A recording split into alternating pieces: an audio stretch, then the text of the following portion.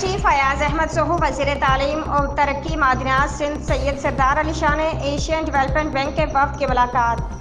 وفد میں regional director Asian development bank Sofia Shakil, principal education officer, senior project officer Bailey اور دیگر شریک۔ اس موقع پر secretary school education Sindh Zahid Ali Abbasi, Sindh secondary school education improvement project کے project director Rizwan Soomro, project manager Syed Zahid Shah اور دیگر افسران بھی موجود تھے۔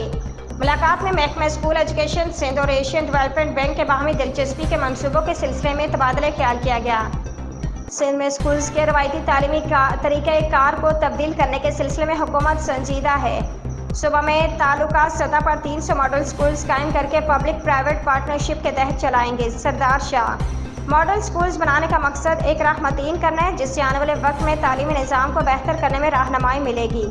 وفد نے سندھ میں تعلیمی انفراسٹرکچر کی بحالی کے سلسلے میں اپنے بھرپور تعاون کا یقین دلایا۔ ملاقات میں باہمی منصوبوں پر حتمی تجاویز کے حوالے سے آئندہ اجلاس میں مشاورت جاری رکھنے پر اتفاق کیا گیا۔